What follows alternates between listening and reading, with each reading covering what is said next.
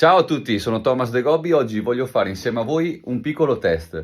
Ho acquistato questi Lecato, che sono dei trasmettitori riceventi per chitarra basso, wireless ovviamente, in 5.8 GHz. I 2.4 non mi sono mai piaciuti, né per la chitarra né anche per i sassofoni, come microfoni. E normalmente qui in studio, perché quando registro uso il cavo ovviamente, qui in studio però per esercitarmi così usavo questi Acon che sono UHF in banda 512-541 MHz, però hanno frusci, sì, interferenze ce ne sono. Allora adesso ho acceso appunto il programma per registrare, userò questa pedaliera dove vedete già connesso lei, vedete? Ecco, è uno dei motivi per cui wireless ok per studiare ma non per esibizioni live, ecco. Quindi wireless per i concerti sì, ma solo con dispositivi di alta qualità. Per la casa ho voluto provare questi e adesso li connetto. Anzi, faccio una prova prima con gli Acon e poi con questi Lecato per vedere più che altro l'ampiezza dell'onda che viene registrata e quindi trasmessa, se è fedele al cavo. Allora iniziamo con l'Acon. Ho messo nella pedaliera un effetto neutro, naturale, per capire appunto come viene trasmesso e poi metterò un effetto distorto, quindi da capire quanti anche rumori passano a causa del wireless. Volume al massimo, mettiamo il pick up al manico. Allora, chiaramente distorto, devi tenere la mano appoggiata alle corde, altrimenti passa del rumore normale.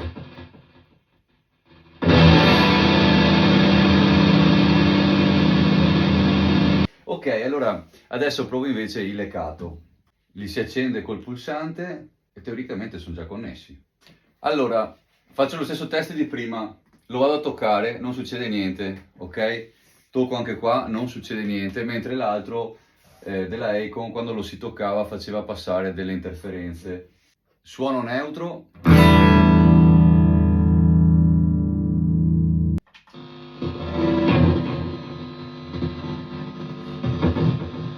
Con il distorsore, anche se tengo le mani appoggiate, sentite che rumore di fondo? Troppo.